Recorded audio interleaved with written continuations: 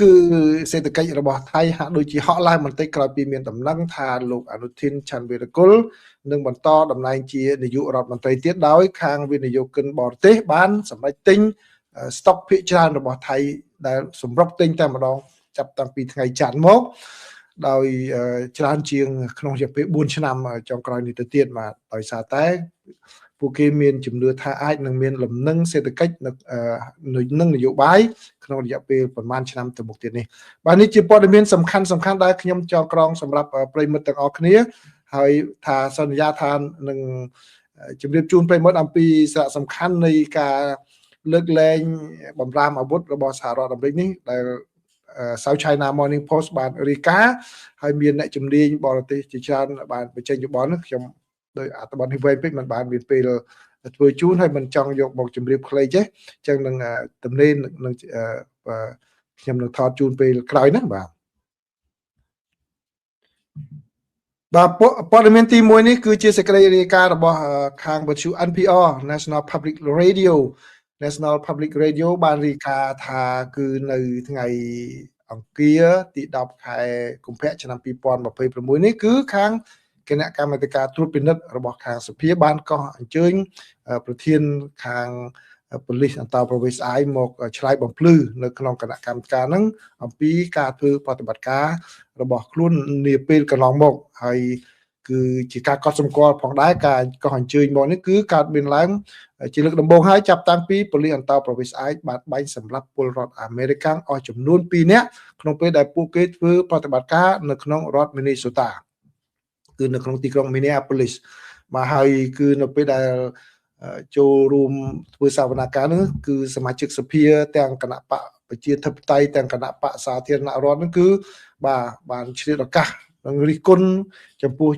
ចំណាត់ការរបស់ខាងប៉ូលីសអន្តរប្រវេសន៍ នឹងច្រើនជាពិសេសគឺការប្រើប្រាស់យុទ្ធសាស្ត្រតាក់ទិករបស់ខាងប៉ូលីសទាំងអស់នោះមកហើយជាពិសេសគឺការដែលរដ្ឋបាលលោកត្រាំខិតខំប្រើប៉ូលីសអន្តរប្រវេសន៍ ក្នុងការអនុវត្តច្បាប់អន្តរប្រវេសន៍នេះដែលបាទធ្វើឡើងដោយមានការអនុវត្តយ៉ាងចាស់ដៃផងដែរបាទគឺការរិះគន់ដែលធ្វើឡើងនេះគឺកើតមានឡើងចំពេលដែលរដ្ឋសភាកំពុងតែពិនិត្យដើម្បីសម្រេចថវិកាឲ្យទៅដល់ក្រសួងសន្តិសុខមាតុភូមិដែលនឹងត្រូវផុតថវិកានៅថ្ងៃសុក្រនេះហើយអញ្ចឹងឥឡូវនេះគឺមានការពិចារណាទៅលើច្បាប់ថាតើបើសិនជាมันមានការឯកភាពគ្នាទៅលើចំណុចជាច្រើនដែលខាងគណៈបកប្រជាធិបតេយ្យបានស្នើឡើងទេអាចនឹងមានកញ្ចប់ថវិការយៈពេលបណ្ដោះអាសន្នទៀតឬយ៉ាងណាគឺមិនតនិយាយដល់ពេលហ្នឹងទេប៉ុន្តែខាងសភាថាมันអាចឲ្យបិទរដ្ឋាភិបាលតែក្រសួងនឹងក្នុងពេលខាងមុខនេះទេគឺនឹងទៅរកវិធីយ៉ាងណាដើម្បីអាចបើកដំណើរការបានបាទហើយនៅក្នុងពេលដែលសួរនោះគឺទាំងគណៈបកសាធារណរដ្ឋនោះពេលខ្លះក៏សម្ដែងការមិនពេញចិត្តផងដែរចំពោះចំណាត់ការរបស់ប៉ូលីសអន្តរប្រវេសន៍ អញ្ចឹងខាងសារព័ត៌មាន NPR គាត់បានសង្ខេបនៅ5ចំណុចសំខាន់ណាអញ្ចឹងសម្រាប់បើកវងកញ្ចក់បន្តិចសម្រាប់ប្រិមិត្តដែលនៅក្នុងប្រទេសកម្ពុជាគឺរបៀបធ្វើការរបស់សភារបស់សហរដ្ឋអាមេរិកគឺគាត់មានគណៈកម្មាធិការដើម្បីសង្កេតមើលការងាររបស់ខាងរដ្ឋាភិបាលគឺបើសិនជាមានរឿងអីកើតឡើងអញ្ចឹងគឺហៅស្ថាប័នហ្នឹងមកសួរតែម្ដងសូម្បីតែក្រុមហ៊ុនក៏សភាហៅមកសួរដែរណាមិនអាចឲ្យឬខ្លួនបាននៅសភាគាត់មានសិទ្ធិមានអំណាចអញ្ចឹងដូច្នេះថ្ងៃនេះគឺសារព័ត៌មានផ្សាយ live តាមប៉ុស្តិ៍ជាច្រើនបាទប៉ុស្តិ៍ជាច្រើនតែម្ដងនៅសវនកម្មហ្នឹងអញ្ចឹងឥឡូវចំណុចសំខាន់អញ្ចឹងបើប្រិមិត្តគ្មានពេលស្ដាប់រយៈពេល5 6 7 8ម៉ោងនោះទេគឺចំណុចសំខាន់សារព័ត៌មាន NPR ក៏បានសង្ខេបគឺមាន5ចំណុចចំណុចទី1គឺការដែលស្លាប់ពលរដ្ឋអាមេរិក2នាក់បាទគឺទាំងគណៈបកសាធារណរដ្ឋទាំងគណៈបកប្រជាធិបតេយ្យគឺយកមករឿងនឹងយកមកពិភាក្សានិយាយសួរចោតដេញដោលតែម្ដងបាទអញ្ចឹងបានន័យថាគឺគាត់សម្គាល់សមាជិកសភាទាំងពីរគណៈបកនោះគឺគាត់សម្គាល់អំពីការបាត់បង់ជីវិតរបស់ពលរដ្ឋអាមេរិកទាំងពីររូបនៅក្នុងការអនុវត្តការងាររបស់ប៉ូលីសអន្តរប្រវេសន៍ ហើយសំណួរចំណុចទី2ហ្នឹងគឺតាក់ទងជាមួយនឹងការសួរទៅលើថាតើប៉ូលីសអន្តរប្រវេសន៍ ហ្នឹង ហើយនឹងឆ្មាំព្រំដែននឹងមានការបដោះបដាលយ៉ាងណាគ្រប់គ្រាន់ទេនៅក្នុងការអនុវត្តការងាររបស់ខ្លួននៅក្នុងសហរដ្ឋអាមេរិកនេះដែលយកមកអនុវត្តហ្នឹងគឺគាត់បានទទួលការវឹកវើគ្រប់គ្រាន់មានធនធានមនុស្សគ្រប់គ្រាន់ទេដែលមកធ្វើការងាររបៀបនេះហើយដែលមកអនុវត្តចំពោះពលរដ្ឋអាមេរិកបាទអញ្ចឹងគឺគាត់ផ្ដោតទៅលើថាការអនុវត្តការងារក្នុងពេលកន្លងមកហ្នឹងវាខ្វះការវឹកវើនៅបានគ្រប់គ្រងយ៉ាងម៉េចពីព្រោះនៅក្នុងពេលកន្លងមកមានការលើកឡើងថាប៉ូលីសអន្តោប្រវេសន៍ស្អែកហ្នឹងគាត់បាទมันមានការវឹកវើអីគ្រប់គ្រាន់តាក់ទងជាមួយនឹងការទប់ទល់ជាមួយនឹងពលរដ្ឋដែលមកធ្វើបាតកម្មនោះទេហើយពេលដែលគាត់ចុះអនុវត្តការងារនៅកន្លែងមួយចំនួនគឺពលរដ្ឋចេញមកតវ៉ាជាចំនួនច្រើនតែអញ្ចឹងទៅគាត់មិនដឹងថាទៅឆ្លើយតបយ៉ាងម៉េចទេពីព្រោះអីតាក់ទិចនៃការរៀនគេហៅថា crowd control ហ្នឹងគឺវាខុសគ្នាគឺការគ្រប់គ្រងមនុស្សដែលមកតវ៉ានឹងខុសគ្នាហើយចំណុចទី3ហ្នឹងគឺខាងគណៈបកសាធារណរដ្ឋក៏ដូចជាគណៈបកប្រជាធិបតេយ្យហ្នឹងគឺពួកគេសម្ដែងការព្រួយបារម្ភពីរឿងការដែលប៉ូលីសអន្តោប្រវេសន៍ស្អែកហ្នឹងគឺមកល្បាតទីក្រុងហ្នឹងចុះឡើងហើយបើចាប់មនុស្សអីដោយគ្មានគោលដៅកំណត់ច្បាស់លាស់ហើយក៏ចង់ឲ្យមានការពាក់កាមេរ៉ាដើម្បីថតនៅសកម្មភាពដែលពួកគេបានប្រព្រឹត្តនឹងផងដែរបើអញ្ចឹងគឺក្នុងពេលអាណត្តិទី2របស់លោកប្រធានាធិបតី Donald Trump នេះគឺគេសង្កេតឃើញថាលោកយកប៉ូលីសដែលគ្រប់គ្រងនៅព្រំដែនប៉ូលីសព្រំដែនមកអនុវត្តការងារអន្តោប្រវេសន៍នៅក្នុងប្រទេសដែលជារឿងខុសគ្នាណាការងារដែលអនុវត្តតាមព្រំដែនគឺទប់អ្នកដែលចូលមកហ្នឹងគឺដឹងថាអ្នកហ្នឹងអត់ទាន់មានกระดาษស្នាមអីត្រឹមត្រូវហើយមានចំណុចខ្លះគាត់អាចនឹង qualify មិន qualify វាខុសគ្នាពីអ្នកដែលមកដល់ក្នុងប្រទេសហើយប៉ុន្តែអ្វីដែលលោក Trump បានយកមកអនុវត្តហ្នឹងគឺយកអ្នកនៅព្រំដែនមកធ្វើការងារនៅក្នុងប្រទេសអញ្ចឹងហើយការអនុវត្តគឺវាមានលក្ខណៈតឹងតែងខ្លាំងក្នុងពេលកន្លងមកនេះដោយដែលប្រិមិត្តបានឃើញហើយបាទចំណុចទី4ហ្នឹងគឺបាទទោះបីជាមានការចំណាប់អារម្មណ៍ទៅលើចំណុចខុសគ្នាយ៉ាងណាក៏ដោយតែខាងសារព័ត៌មាន NPR គាត់សង្កេតឃើញថានៅតែអនុវត្តតាមបន្ទាត់នយោបាយរបស់គណៈបកដដែលដែរគឺសមាជិកសភាដែលមកពីខាងគណៈបកសាធារណរដ្ឋហ្នឹងគាត់សរសើរការងារប៉ូលីសអន្តោប្រវេសន៍ស្អែកហ្នឹងថាធ្វើក្នុងពេលកន្លងមកគឺសម្រាប់បានលទ្ធផលគួរឲ្យកត់សម្គាល់ក្នុងគណៈពេលដែលសមាជិកសភាដែលមកពីខាងគណៈបកប្រជាធិបតេយ្យវិញគាត់ថាទង្វើរបស់ ICE ហ្នឹងគឺជាការមួយធ្វើឲ្យលុបបំបាត់ស្ថាប័នហ្នឹងហើយបាទស្ថាប័នហ្នឹងគឺត្រូវតែរុះរើដើម្បីធ្វើរៀបចំឡើងវិញមិនអាចឲ្យមានការដឹកនាំអនុវត្តរបៀបនេះបានទេបាទគឺជារឿងមួយដែលខាងគណៈបកប្រជាធិបតេយ្យគាត់យកមកហ្នឹងគាត់ថាដូចជាការដែលពាក់ម៉ាស់ពាក់អីហ្នឹងទៅចាប់អីហ្នឹងវាអត់មានទំនងសមហេតុផលសោះបើនឹងបើតាមការលើកឡើងរបស់ខាងគណៈបកប្រជាធិបតេយ្យគាត់ថាទៅបើកម៉ាស់បើកអីទៅបិទមុខអីដូចជាជន់មិនត្រឹមត្រូវអីចឹងបាទហើយចំណុចទី5ហ្នឹងគឺដែលគួរចាប់អារម្មណ៍នោះគឺគេដូចជាផ្ដោតសំខាន់ទៅលើតែប៉ូលីសអន្តោប្រវេសន៍ស្អែកក្នុងគណៈពេលដែរការអនុវត្តការងារកន្លងមកគឺមានប៉ូលីសព្រំដែនមកខាងសេវាផ្ដល់សញ្ជាតិហ្នឹងក៏មានចូលរួមពាក់ព័ន្ធដែរនៅក្នុងហ្នឹងឧទាហរណ៍ដូចក្នុងសេចក្តីរាយការណ៍កន្លងមកហ្នឹងគឺអ្នកខ្លះហ្នឹងគឺមកសម្ភាសដើម្បីសុំ green card ហ្នឹងបែរជាគេចាប់នៅកន្លែងហ្នឹងជាដើមបាទអញ្ចឹងគឺជាសរុបមកគឺមានចំណុចសំខាន់ចំនួន5នេះដែលបានកើតមានឡើងនៅសហរដ្ឋអាមេរិកដែលជាព័ត៌មានក្តៅនៅក្នុងពេលបច្ចុប្បន្ននេះណាបាទអញ្ចឹងជាសាររបស់ខ្ញុំគឺខាងសហរដ្ឋអាមេរិកនេះបាទសហរដ្ឋអាមេរិកនេះគឺមានរឿងរ៉ាវអីកើតឡើងអញ្ចឹងគឺសភាហៅមកសួរណាហៅមកសួរធ្វើសវនកម្មហ្នឹងអញ្ចឹងទៅត្រៀមខ្លួនឆ្លើយផងដែរណាมันអាចនឹងអនុវត្តការងារអ្វីដោយរួចខ្លួននោះទេបាទព័ត៌មានទី2នេះគឺកំពុងតែក្តៅដែរនៅក្នុងសហរដ្ឋអាមេរិកហ្នឹងគឺការដែលលោកប្រធានាធិបតី Donald Trump លោកមានគម្រោងអញ្ជើញអភិបាលរដ្ឋមកជួបជុំនៅក្នុងកម្មវិធីប្រចាំឆ្នាំដែលគេហៅថាកម្មវិធីជួបជុំអាហារល្ងាចជាមួយនឹងប្រធានាធិបតីបាទជាមួយនឹងប្រធានាធិបតីក៏ប៉ុន្តែអ្វីដែលគួរឲ្យកត់សម្គាល់នៅកន្លែងនេះដែលคล้ายទៅជារឿងចម្រូងចម្រាសនោះគឺលោកបានអញ្ជើញតែអភិបាលរដ្ឋដែលមកពីខាងគណៈបកសាធារណរដ្ឋលោកអញ្ជើញខាងគណៈបកប្រជាធិបតេយ្យដល់អញ្ចឹងទៅ បាទខាងគណៈបព្វជិធិបតេយ្យគាត់ចេញសេចក្តីថ្លែងការណ៍បដិសេធតែអត់ចូលរួមទេអញ្ចឹងបាទមានអភិបាលរដ្ឋមួយគឺអភិបាលរដ្ឋ Maryland បាទគាត់ស្បែកខ្មៅហើយលោកប្រធានាធិបតីក៏មិនបានអញ្ជើញហើយរឿងនោះក៏បែកចេញមកបាទបែកផ្អើលចេញទៅហើយក៏មានរឿងតវ៉ាពីខាងគណៈបព្វប្រជាធិបតេយ្យពេលហ្នឹងគឺឥឡូវនេះនៅថ្ងៃនេះគឺខាងសមាគមអភិបាលរដ្ឋមកអញ្ចឹងគេមានសមាគមអភិបាលរដ្ឋដែលដឹកនាំដោយគណៈបក្សសាធារណរដ្ឋនៅពេលនេះគឺគាត់ថាឥឡូវអញ្ចឹងលុបចោលតែម្ដងបាទលុបចោលកម្មវិធីអាហារល្ងាចនៅសេតាវិមានជាមួយនឹងប្រធានាធិបតីប្រចាំឆ្នាំដែលតាមគម្រោងនោះគឺចង់ធ្វើពីថ្ងៃទីបាទ19ទៅដល់ថ្ងៃ21ខែកុម្ភៈនេះក៏ប៉ុន្តែឥឡូវនេះបើតាមសេចក្តីថ្លែងការណ៍របស់ប្រធានសមាគមណាបាទគឺជាអភិបាលរដ្ឋអូក្លាហូម៉ាដែលមកពីខាងគណៈបក្សសាធារណរដ្ឋទេគាត់ថាគឺលុបចោលហើយដោយសារតែបេសកកម្មរបស់សហរដ្ឋអាមេរិកគឺតំណាងឲ្យអភិបាលរដ្ឋទាំង55រូបបាទទាំង55រូបដូច្នេះសមាគមនេះគឺมันអាចនឹងធ្វើឲ្យព្រឹត្តិការណ៍នេះបាទបបែកបំបាក់សាមគ្គីភាពរបស់អភិបាលរដ្ឋបានទេឃើញទេអញ្ចឹងបានន័យថាសូម្បីតែអភិបាលរដ្ឋដែលមកពីខាងគណៈបក្សសាធារណរដ្ឋដែលគាត់មិនអាចទទួលយកបាននៅការដែលឃើញតែអភិបាលរដ្ឋគណៈបក្សសាធារណរដ្ឋនឹងទៅដែរគាត់សាមគ្គីគ្នាបាទសាមគ្គីគ្នាក្នុងការបដិសេធថាអញ្ចឹងដូច្នេះគឺมันអាចនឹងរៀបចំបានទេបាទគឺបើសិនបើចង់អញ្ជើញគឺទៅតែអញ្ជើញចូលរួមពីព្រោះនៅក្នុងពេលកន្លងមកព្រឹត្តិការណ៍ហ្នឹងគឺអភិបាលរដ្ឋទាំងពីរគណៈបកត្រូវបានអញ្ជើញទៅចូលរួមបាទហើយក្រុមខាងអភិបាលរដ្ឋដែលមកពីខាងគណៈបកប្រជាធិបតេយ្យនោះគឺ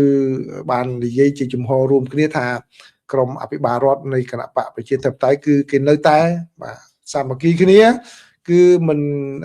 ឈប់នៅក្នុងការប្រយុទ្ធដើម្បីការពារអ្វីដែលជាការងាររបស់ពួកគេដើម្បីផលប្រយោជន៍របស់ប្រជាពលរដ្ឋនៅក្នុងរដ្ឋរបស់ពួកគេនោះទេបាទគឺมันអាចនឹងធ្វើអញ្ចឹងបានទេហើយនៅពេលដែលអ្នកសារព័ត៌មានសួរទៅខាងសេតាវិមានវិញគឺអ្នកស្រី Caroline Levitt ដែលជាអ្នកនាំពាក្យរបស់សេតាវិមាននោះបានការពារចំណាត់ការរបស់លោកប្រធានាធិបតី Donald Trump ដែលបាទមិនអញ្ជើញអភិបាលរដ្ឋដែលមកពីខាងគណៈបកប្រជាធិបតេយ្យហ្នឹងបាទដោយអ្នកស្រីបានថ្លែងនៅថ្ងៃអង្គារនេះថាគឺសេតាវិមានកម្មវិធីដែលរៀបចំអាហារល្ងាចនៅសេតាវិមាននេះគឺជាបាទជារឿងមួយដែលរៀបចំនៅក្នុងគេថាផ្ទះរបស់ប្រជាពលរដ្ឋបាទសេតាវិមាននេះគឺជាផ្ទះរបស់ប្រជាពលរដ្ឋបាទហើយលោកប្រធានាធិបតីគឺជាអ្នកនៅក្នុងផ្ទះហ្នឹងអញ្ចឹងដូច្នេះលោកប្រធានាធិបតីលោកមានសិទ្ធិអញ្ជើញនរណាក៏បានដែរដែលឲ្យមកចូលនៅក្នុងកម្មវិធីនោះអានេះជាការបកស្រាយរបស់ខាងសេតាវិមានណាបាទប៉ុន្តែក្នុងពេលកន្លងមកបាទគឺអញ្ជើញទាំងពីគណៈបកប៉ុន្តែរឿងអ្នកមកមិនមកនឹងរឿងរបស់គេទូយ៉ាងដូចជាលោកមួដែលជាអភិបាលរដ្ឋMaryland កាលពីឆ្នាំមុនអាហារល្ងាចឆ្នាំមុនក៏គាត់មិនបានអញ្ជើញមកដែរប៉ុន្តែគេអញ្ជើញគាត់តែរឿងគាត់មិនមកជាជំរឿសរបស់គាត់បាទតែអ្នកស្រី Caroline Levitt គាត់បកស្រាយថាលោកប្រធានាធិបតីចង់អញ្ជើញអ្នកណាជាសិទ្ធិរបស់លោកប្រធានាធិបតីបាទអញ្ចឹងនេះគឺជាការវិវត្តនៅរដ្ឋធានី Washington ដែលកំពុងតែមានការចាប់អារម្មណ៍ផងដែរហើយរឿងដែលទទួលបានការចាប់អារម្មណ៍ខ្លាំងដែលសារព័ត៌មាននានាទាំងសារព័ត៌មានកាសែតទូរទស្សន៍ឲ្យផ្សព្វផ្សាយយ៉ាងខ្លាំងក្លានោះគឺដំណើរធម្មយាត្រាដើម្បីសន្តិភាពរបស់ព្រះសង្ឃព្រះពុទ្ធសាសនាដែលបានចេញដំណើរអស់រយៈពេលជាច្រើនខែមកហើយឥឡូវនេះបាននិមន្តមកដល់រដ្ឋធានី Washington ហើយបាទរឿងនេះគឺជាព្រឹត្តិការណ៍ដ៏អស្ចារ្យច្រើនណាស់គឺបានមកដល់ថ្ងៃអង្គារទី10ខែកុម្ភៈនៅឆ្នាំ2026នៅរដ្ឋធានី Washington បន្ទាប់ពីបានធ្វើដំណើរចេញពីរដ្ឋ Texas បាទអស់ជាច្រើនខែតាំងពីខែ10មកចុងខែ10មកនិមន្តដោយជើងជាប់ជានិច្ចតែម្ដងហើយព្រះសង្ឃបាទក្លាហានណាស់ហើយបាទគួរឲ្យគោរពហើយដំណើរសរុបមកនោះគឺចំនួន2300ម៉ៃល៍ដែលគិតជាគីឡូគឺ3700គីឡូម៉ែត្រដើរមកជាប់តែម្ដងដំណើរនោះគេហៅថាធម្មយាត្រាដើម្បីសន្តិភាពបាទជាភាសាអង់គ្លេសថា Walk for Peace បាទគឺបានធ្វើដំណើរច្រើនហើយឆ្លងកាត់រដ្ឋជាច្រើនដូចជារដ្ឋចេញពី Texas មកឆ្លងកាត់រដ្ឋ Louisiana Mississippi Alabama Georgia South Carolina North Carolina Virginia ហើយព្រឹកមិញនេះមកដល់រដ្ឋធានី Washington ហើយខ្ញុំបានសម្ភាសជាមួយប្រជាជនមឹងសាងផងដែរអំពីរឿងនោះប្រិមត្តបានស្ដាប់ហើយនៅបទសម្ភាសន៍ហ្នឹងបាទគឺហើយមានរឿងអស្ចារ្យច្រើនណាស់ដែលអ្នកខ្លះហ្នឹងសុខចិត្តបើកឡានច្រើនម៉ោងមកគ្រាន់តែដើម្បីចូលរួមនៅក្នុងកម្មវិធីហ្នឹងអ្នកខ្លះហ្នឹងគឺអាកាសធាតុត្រជាក់ហ្នឹងគឺចេញមកលុតជង្គង់ថ្វាយបង្គំលោកតាមផ្លូវហើយលោក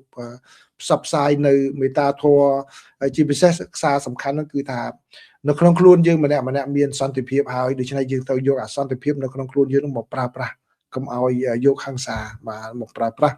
នៅក្នុងសង្គមក្តីក្នុងជីវិតក្តីហ្នឹងគឺត្រូវតែផ្សព្វផ្សាយសារសន្តិភាពហើយនៅ North Carolina បាទមានអភិបាល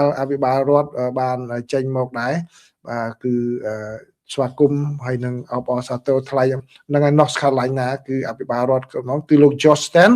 បានចេញមកថ្លែងអំណរគុណដល់ព្រះសង្ឃទាំងអស់នោះដែលបានបញ្ជូនសារនេះជាការមួយដែលថាបំផុសទឹកចិត្តដល់ប្រជាពលរដ្ឋទាំងអស់នោះបាទហើយប៉ុន្តែបើតាមសេចក្តីរាយការណ៍នានាហ្នឹងគឺបាទអ្នកសារព័ត៌មាននេះគាត់បានប្រកែរាយការណ៍គាត់ថាគាត់ប្រសើរសរសេរល្អអំពីរឿងកាត់ឡើងតាមផ្លូវនឹងយ៉ាងម៉េចប៉ុន្តែមានរឿងអកុសលមួយគឺកាលពីនៅ Texas នោះមានឡានមួយនោះឡាន truck មួយនោះបានបុករថយន្តដែលអមក្បួនធម្មយាត្រានៅកាត់កន្លែងហ្នឹងគឺឲ្យបានធ្វើឲ្យព្រះសង្ឃ2អង្គរងរបួសបាទព្រះអង្គ2អង្គរងរបួសហើយព្រះអង្គមួយអង្គដូចជាដាច់គឺដាច់ជើងបាទឬក៏ដាច់កន្លែងណាគាត់ថាភាសាអង់គ្លេសថា lost part of his leg បាទមិនដឹងជាដាច់កន្លែងណាមិនច្បាស់ដែរណាបាទគឺបានន័យថាមានបញ្ហាដែរក៏ប៉ុន្តែនៅក្នុងសេចក្តីរាយការណ៍នោះថាគឺទោះបីជាមានរឿងរ៉ាវកើតឡើងគ្រោះថ្នាក់យ៉ាងហ្នឹងក៏ដោយទោះបីជាជួបអាកាសធាតុអាក្រក់ក៏ដោយក៏មិនអាចបញ្ឈប់ដំណើររបស់ព្រះអង្គបានដែរនិមន្តរហូតដល់ទីបញ្ចប់គឺមកដល់រដ្ឋធានី Washington ហើយនឹងនៅទីនេះរហូតដល់រយៈពេល3ថ្ងៃដើម្បីផ្សព្វផ្សាយមេត្តាធម៌អំពីសន្តិភាពហ្នឹងក៏ដូចជាការស្នើសុំទៅដល់សភារបស់សហរដ្ឋអាមេរិកឲ្យទទួលស្គាល់ថ្ងៃវិសាខបូជាជាទិវាសម្រាប់មួយរបស់សហរដ្ឋអាមេរិកផងដែរបាទអញ្ចឹងគឺតាមផ្លូវមកហ្នឹងគឺមកប្រិមិត្តឃើញរូបភាពនេះមួយគឺប៉ូលីសអមរហូតបាទប៉ូលីសអមរហូតអូអស្ចារ្យសម្រាប់ណាបាទយើងក៏មើលអត្ថបទហ្នឹងគឺក៏រំភើបដែរក៏ប៉ូលីសអមការពារសុវត្ថិភាពព្រះអង្គនិមន្តផ្សាយមេត្តាធម៌សន្តិភាពនឹងជាប់ជារៀងរហូតមកណាបាទហើយមានដូចជាមកដល់រដ្ឋធានី Washington ហ្នឹងក៏មានអ្នកខ្លះបើកឡានរាប់ម៉ោងដើម្បីមកចូលរួមដើម្បីស្ដាប់ហើយនឹងអ្នកខ្លះហ្នឹងក៏យកអាហារយកគ្រឿងអីណាមកប្រគេនហើយតាមសេចក្តីរាយការណ៍ហ្នឹងគឺមានកន្លែងខ្លះព្រះអង្គថែមទាំងបាននិមន្តអត់ពាក់ស្បែកជើងតែម្ដងបើទោះបីជាអាកាសធាតុយ៉ាងណាក៏ដោយគឺនិមន្តហើយក៏មានបញ្ហារបួសឲ្យច្រើនហ្នឹងបាទហើយកាលពីសម័យខ្ញុំក៏បានសម្ភាសខាងព្រះសង្ឃកម្ពុជាក៏បានចូលរួមនៅក្នុងពិធីនៅរដ្ឋធានី Washington គឺមានព្រះសង្ឃមកពីរដ្ឋជាច្រើនណាមកជួបជុំគ្នាហ្នឹងព្រះសង្ឃដែលនិមន្តហ្នឹងគឺប្រហែលជាង20អង្គទេណាជាង20អង្គទេនិមន្តជាប់ជារៀងរហូតមកក៏ប៉ុន្តែមកកម្មវិធីនៅរដ្ឋធានី Washington គឺច្រើនមែនតើគឺមកជួបជុំដើម្បីសូត្រធម៌សូត្រអីរួមគ្នាហ្នឹងបាទហ្នឹងគឺខ្ញុំជម្រាបជូនប៉ុណ្ណឹងណាជម្រាបព័ត៌មានប៉ុណ្ណឹងបាទអស្ចារ្យមែនតើបាទហើយព័ត៌មានចុងក្រោយនេះគឺជាសេចក្តីរាយការណ៍របស់សារព័ត៌មាន Bloomberg បាទសូមជូនខ្លីមកគឺបើយោងតាមសេចក្តីរាយការណ៍របស់ខាងសារព័ត៌មាន Bloomberg ហើយគាត់ធ្វើការចောင်းក្រងទិន្នន័យហ្នឹងគឺគាត់ថាឥឡូវហ្នឹងគឺអ្នកវិនិយោគបាទនៅខាងអន្តរជាតិនេះគឺចាប់ផ្ដើមទិញភាគហ៊ុនរបស់ថៃវិញដោយសារតែក្រោយពីការបោះឆ្នោតមកឃើញថាលោកអនុทิនបានឈ្នះឆ្នោតដែលគេរំពឹងថានឹងមានស្ថិរភាពដោយសារតែបាទគាត់នឹងគឺគ្រប់គ្រងស្ដាច់គ្រប់គ្រងយោធាអញ្ចឹងដូច្នេះมันអាចនឹងមានរដ្ឋប្រហារកើតឡើងទៀតទេបើសិនជាបកភូមិใจបើសិនជាបកភឿថៃឬក៏បកប្រជាជនជាប់នឹងអាចនឹងគេអត់ទុកចិត្តទេគឺរឿងរ៉ាវអាចកើតឡើងលពេលលប៉ោះទៀតដែរតែដល់ពេលអនុធានជាប់អញ្ចឹងទៅមានការគ្រប់គ្រងពីស្ដេចមានការគ្រប់គ្រងពីយោធាអញ្ចឹងទៅអ្នកវិនិយោគទុន អ្នកវិនិយោគទុនគាត់មានជំនឿបានទិញពាក្យហ៊ុនគឺបើតាមការចងក្រងរបស់ខាង Bloomberg ក៏ថាមានគាត់ថាថ្ងៃច័ន្ទហ្នឹងគឺទិញរហូតដល់$531 លានបាទទិញបាទថាជាចំនួនច្រើនបំផុតហើយបើគិតចាប់តាំងពីខែកុម្ភៈឆ្នាំ2022មកបាទន័យថាសេដ្ឋកិច្ចរបស់ថៃក្នុងពេលកន្លងមកដាក់លើវិនិយោគិនបរទេសហ្នឹងគឺមិនចង់ដាក់ទុនទៅទេឥឡូវស្រាប់តែទិញភ្លាមតែម្ដងដូច្នេះហើយធ្វើឲ្យលំហូរនឹងចូលដូចជាសន្ទុះតែគេគិតពីការកើនឡើងនោះគឺសេដ្ឋកិច្ចនឹងកើនឡើងអាចនឹងទៅដល់3កណ្ដោសញ្ញា 5% បាទបើមើលសន្ទុះនៃការអភិវឌ្ឍហ្នឹងដែលជាសូចនាករល្អសម្រាប់ប្រទេសថៃដែលត្រូវការខ្លាំងពីព្រោះអីការរីកចម្រើនសេដ្ឋកិច្ចរបស់ថៃគឺមានខ្ទង់រង្វង់ 1% ជាប់ជាប្រចាំមកដែលដើរក្រោយប្រទេសមួយចំនួននៅក្នុងតំបន់នោះផងដែរបាទដូច្នេះគឺជាព័ត៌មានមួយបាទហើយគេថាការថែមទាំងទៅលើលទ្ធផលឆ្នោតនេះគឺអ្នកដែលវិនិយោគទុននោះគឺមានអារម្មណ៍ប្រសើរឡើងក៏ដូចជាមានតម្លៃមាសដែលខ្ពស់នោះគឺក៏ជួយជំរុញនៅរូបិយប័ណ្ណនៅក្នុងស្រុកឲ្យកើនឡើងផងដែរបាទអញ្ចឹងគឺនៅថ្ងៃអង្គារបាទក៏មានការកើនឡើងច្រើនផងដែរសម្រាប់អ្នកវិនិយោគទុននៅក្នុងទីផ្សារហ្នឹងដោយឡែកនាយករដ្ឋមន្ត្រីថៃគឺលោកអនុធានច័ន្ទវីរគុលបាននិយាយនៅថ្ងៃអង្គារថាលោកមានទំនុកចិត្តថារដ្ឋាភិបាលរបស់លោកនឹងដឹកនាំការងារពេញមួយអាណត្តិតែម្ដងសម្រាប់រយៈពេល4ឆ្នាំនេះបាទអញ្ចឹងសូមអរគុណប្រិមិត្តណាអរគុណប្រិមិត្តច្រើនដែលបានចូលមកទស្សនាហើយម្សិលមិញសម្រាប់អ្នកនៅកម្ពុជាគឺព្រឹកមិញអ្នកនៅអាមេរិកនេះគឺខ្ញុំចង់បញ្ចូលអត្ថបទនេះដែលជាអត្ថបទបញ្ចេញមតិមួយរបស់រដ្ឋមន្ត្រីក្រសួងព័ត៌មានរបស់កម្ពុជានៅក្នុងសារព័ត៌មាន South China Morning Post បាទហើយខ្ញុំក៏បានស្នើឲ្យប្រិមិត្តមួយចំនួនដែលចង់ដឹងគឺសាកហេតុរៀនសាកសរសេរខ្លួនឯងមើលកុំប្រើ AI ណាតិចប្រើ AI ជួយសរសេរខ្លួនឯងមើលបាទអញ្ចឹងបើតាមខ្ញុំមិនដឹងថាលោករដ្ឋមន្ត្រីនឹងគាត់សរសេរខ្លួនឯងអត់ទេប៉ុន្តែតាមធម្មតាកម្រិតដល់រដ្ឋមន្ត្រីអញ្ចឹងគឺមិនសរសេរខ្លួនឯងច្បាស់ជាមានអ្នកដែលជំនាញសរសេរឲ្យប៉ុន្តែគាត់ថាខ្ញុំបរៀនរបៀបធ្វើការបន្តិចថ្ងៃក្រោយទៅក្មួយបងអូនណាឡើងដល់ធ្វើរដ្ឋមន្ត្រីទៅអង្គុយសរសេរខ្លួនឯងមិនទេគេអត់សរសេរខ្លួនឯងទេគឺគេហៅអ្នកណាមួយដែលជាពិសេសអ្នកខាងទទួលបន្ទុកខាងប្រេសខាងអីហ្នឹងបើនៅក្នុងអង្គភាពមួយគេហៅមេព័ត៌មាននឹងទៅមើលបាទមេព័ត៌មានគាត់ហៅទៅណាអញ្ចឹងយើងជាមេហ្នឹងគឺយើងប្រាប់ថាណាឥឡូវចង់សរសេរ op-ed មួយឬ opinion piece មួយឲ្យកសែតអញ្ចឹងយើងចង់បានចំណុចនេះនិយាយឧទាហរណ៍និយាយពីរឿង scam ហ្នឹងវាកើតឡើងចែកម្ពុជាទទួលស្គាល់ចែរឿងហ្នឹងការអនុវត្តបានប៉ុណ្ណេះគឺយើង outline អ្វីដែលយើងចង់បានហ្នឹងប្រាប់ទៅជាមួយអ្នកខាងយើងហ្នឹងឬក៏ជួនកាលអ្នកខាងមេព័ត៌មានហ្នឹងគាត់និយាយប្រាប់វិញថាអញ្ចឹងមកបាទឲ្យអញ្ចឹងហើយមានការឯកភាពគ្នាពីគោលការណ៍អញ្ចឹងហើយបាទយើងយកទៅ research សរសេរបាទពេលយើងសរសេរហ្នឹងគឺយើងត្រូវresearch ខ្លួនឯងហើយយើងទៅផ្ទៀងផ្ទាត់ជាមួយនឹងអ្នកដែលនាយកដ្ឋានដែលជំនាញខាងហ្នឹងទៀតអ្នកជំនាញទៀតថាបើយើងនិយាយតែពីការប្រក្រាបបានប្រមាណអញ្ចឹងយើងទៅបញ្ជាក់ឲ្យបានច្បាស់ពីខាងនាយកដ្ឋានហ្នឹងគាត់ថាអូខេចេះឲ្យផែនការយើងចេះទៀតឲ្យបានច្បាស់អញ្ចឹងហើយបានយើងយកទៅឆ្លងមេយើងនឹងរដ្ឋមន្ត្រីហ្នឹងអញ្ចឹងមកគាត់ពិនិត្យមើលទៅកែយ៉ាងម៉េចបន្ថែមយ៉ាងម៉េចបាទអាហ្នឹងបានគេផ្ញើទៅសារព័ត៌មានណារបៀបគេធ្វើអញ្ចឹងបាទព្រឹកមិញនេះខ្ញុំឲ្យនេះគឺខ្ញុំអត់ឲ្យតម្រុយទេគ្រាន់ឲ្យសរសេរហ្នឹងគឺយើងអាចចាប់ផ្ដើមសរសេរខ្លួនឯង research ខ្លួនឯងអញ្ចឹងជា draft មកយកឆ្លងយោបល់គេទីផ្ទាត់គ្រប់គ្នាក៏បានដែរណាអញ្ចឹងខ្ញុំបរៀនរបៀបធ្វើការបន្តិចឲ្យយល់បាទក្នុងការធ្វើការគេមានរបៀបរបបគេអញ្ចឹងដើម្បីចេញមកព័ត៌មានឲ្យសុក្រិតបាទជួនកាលអ្នកខ្លាំងអង្គុយនិយាយតាម YouTube Facebook ហ្នឹង2ម៉ោងក៏បានដែរក៏ប៉ុន្តែដល់ពេលសរសេរសាច់ការខ្លឹមសារតាមទំព័រហ្នឹងសរសេរ2ថ្ងៃអត់ទាន់ហើយណាបាទពីព្រោះមិនមែនអាចនិយាយប្រភ្លេចប្រប្រួយបានទេ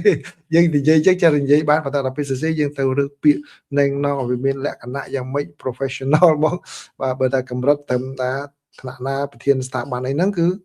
ច្បាស់ណាស់ពាក្យពេចន៍អីហ្នឹងទូលេខអត់មានឲ្យយកបន្លំបានទេបាទអូខេហ្នឹងគ្រាន់តែខ្ញុំជាចំណេះដឹងទៅដល់ប្រិមិត្តមួយចំនួនហើយដោយសន្យាបាទប្រហែលមួយរយៈហ្នឹងនិយាយត្រង់ខ្ញុំសារភាពខ្ញុំមិនបានបំពេញតាមសន្យានឹងច្រើនមែនតើបាទមិនមែនជាទម្លាប់របស់ខ្ញុំប៉ុន្តែរវល់ផ្ទាល់ខ្លួនឆ្លៀតខ្ញុំថាធ្វើអត្ថបទនេះជូនប្រិមិត្ត ប៉ុន្តែមិនទាន់បានអញ្ចឹងឥឡូវព្យាយាមបាទព្យាយាមនៅយប់នៅថ្ងៃនេះឬក៏ស្អែកហ្នឹងបាទអត្ថបទនេះល្អដែរជាចំណេះដឹងមកជាចំណេះដឹងហើយជាការឆ្លើយនឹងសំណួរដែលប្រិមិត្តមួយចំនួនសួរថា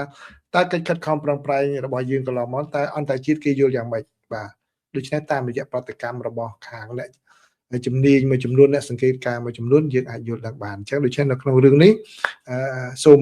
ទន្ទឹងរង់ចាំដូចថា expect ថាមានអ្នកខ្លះនិយាយអវិជ្ជមានអ្នកខ្លះនិយាយវិជ្ជមាននឹងជារឿងធម្មតាណាទោះបីជាគេនិយាយវិជ្ជមានក៏ដោយអវិជ្ជមានក៏ដោយ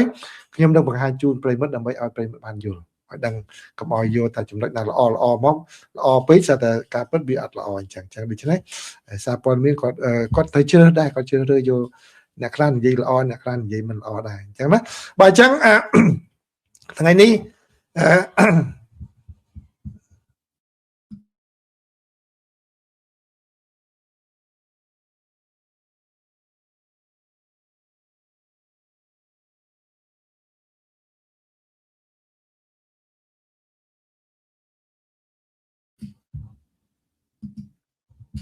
បាទមានអ្នកឲ្យយោបល់ថាមានសំណួរមួយល្អអូខេមើលលោកប៊ុនហៀងក៏សួរថាតើប្រធានាធិបតីអាមេរិកពេលក្រងអំណាចគឺនៅតែអាចបែងចែករបៀបដឹកនាំបកមកលីឡំក្នុងស្ថាប័នប្រទេសទៀតដោយរឿងអញ្ជើញអភិបាលរដ្ឋមកសេតវិមានអញ្ចឹងបើមានយោបល់យ៉ាងម៉េចដែរលោកប៊ុនហៀងគាត់ដឹងចម្លើយហើយគាត់សួរបន្ថែមដើម្បីឲ្យខ្ញុំឆ្លើយកន្លងមកអត់ដែលមានអញ្ចឹងទេបាទពីព្រោះអី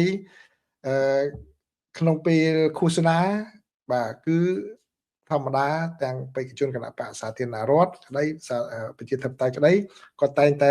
ឃោសនាដោយយកកន្លែងណាមកបំភ័យនិងលើកទឹកចិត្តផងបាទលើកទឹកចិត្តរបស់ដល់ប្រជាពលរដ្ឋហ្នឹងគឺថាបើសិនជាគាត់ជួបណាបញ្ហាសេដ្ឋកិច្ចដែលយើងលំបាកចំណាយច្រើនហ្នឹងនឹងត្រូវដោះស្រាយទៅវាធូរចេះធូរចុះហើយគាត់បំភ័យហ្នឹងគឺបំភ័យថាអូបើសិនជាអ្នកនេះនៅបន្តអ្នកនោះកាន់ក្រៅពីគាត់គឺជនអន្តោប្រវេសន៍ហ្នឹងគឺចូលមកនឹងដដើមការងារដដើមអីហើយយើងជំពាក់បំណុលចិនអីខ្លះអញ្ចឹងបាទគាត់លើកទឹកចិត្តមកគាត់បំភ័យផងបាទដល់អញ្ចឹងទៅតាមធម្មតាបេក្ខជនមួយគោលនយោបាយផ្សេងគ្នាដូច្នេះពេលដែលយើងស្ដាប់វាដូចជាបំបែកគ្នាអញ្ចឹងប៉ុន្តែពេលដែលគាត់ជាប់ឆ្នោតគឺសារនយោបាយរបស់គាត់ខុសវិញគឺគាត់សារពង្រួមវិញបាទពង្រួមធ្វើយ៉ាងណាគាត់ខិតខំសូម្បីតែពេលអនុម័តច្បាប់ឧទាហរណ៍ដូចជាអនុម័តច្បាប់តាក់ទងជាមួយនឹងច្បាប់ប៉ូលីសអន្តោប្រវេសន៍ស្អីណាក្រសួងយុទ្ធក្រសួងសន្តិសុខនីតិភូមិអញ្ចឹងគឺគាត់ត្រូវរកវិធីណានិយាយសម្របសម្រួលគ្នាដើម្បីគេថា reach across the aisle បាទ reach across the aisle ហ្នឹងគឺពីព្រោះមកខាងគណៈបកសាធារណរដ្ឋគេអង្គុយមកជំនាញជាតបតៃគេមកអង្គុយមកជំនាញអញ្ចឹងគេ reach across the aisle ហ្នឹងដើម្បីចាប់ដៃគ្នាធ្វើការដែលភាសាខ្មែរថាចាប់ដៃគ្នាធ្វើការហ្នឹងក៏ប៉ុន្តែលោកប្រធានាធិបតី Donald Trump បាទលោកមានលក្ខណៈពិសេសដូចតែខ្ញុំបាននិយាយក្នុងពេលកន្លងមកលោកមានលក្ខណៈពិសេសបន្តិចគឺរឿងបែបនេះគឺមិនដែលកើតមានឡើងទេបាទដែលបើថាសមាគមអភិបាលរដ្ឋអីចឹងគឺគេមកទាំងអស់ហើយបាទព្រោះអ្នកដែលអភិបាលរដ្ឋប្រជាធិបតេយ្យតាមធម្មតាគាត់ការពារគោលនយោបាយប្រជាធិបតេយ្យរបស់គាត់អភិបាលសាធារណរដ្ឋគឺគាត់គ្រប់គ្រងគោលនយោបាយរបស់បកគាត់ដែរអញ្ចឹងដូច្នេះយ៉ាងណាក៏ដោយក៏គេប្រមូលគ្នានៅក្នុងបន្ទប់ប្រជុំតែមួយនឹងនិយាយទៅបាទអញ្ចឹងបានដូចតែខ្ញុំនិយាយអញ្ចឹងដែរដូចអ្នកនយោបាយនៅសហរដ្ឋអាមេរិកខ្លះពេលខ្លះតមុខក្រាស់ទេបាទប៉ុន្តែនៅរឿងនេះគឺរឿងអត់ដែលឃើញទេក្នុងពេលកន្លងមកណាបាទលោកប៊ុនហៀងនៅអាមេរិកដែរគឺដឹងឲ្យខ្លួនឯងការសង្កេតឃើញណាបាទអញ្ចឹងនៅខ្ញុំបើសួរយោបល់ខ្ញុំមិញនេះខ្ញុំជូនជាការសារបានបាទបើជូនជាយោបល់ខ្ញុំវិញខ្ញុំថាបាទគឺបាទគួរតែខ្ញុំយល់ថាការសម្រេចរបស់ខាងសមាគមអភិបាលរដ្ឋនឹងគាត់សម្រេចត្រូវហើយបាទគឺមិនត្រូវមានការបែងចែកចឹងទេគឺត្រូវតែ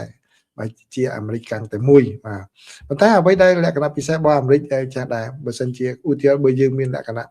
មើលទៅដូចជាលោកប្រធានាធិបតីលោកបែងចែករបៀបលក្ខណៈបែងចែកអញ្ចឹងមែនក៏ប៉ុន្តែបើតិចច្រឡំថាអាមេរិកបែងចែកគ្នាមែនតើពេលដែលប្រទេសកម្លាំងពីខាងក្រៅមកវិបហាសហរដ្ឋអាមេរិកគឺ បាទកម្លាំងរួមគ្នាតែមួយ United We Stand បាទចឹងសូមអរគុណប៉ុណ្ណឹងបាទសូមជម្រាបលាយើងនឹងជួបគ្នានៅពេលក្រោយបាទសូមជម្រាបលាបាទ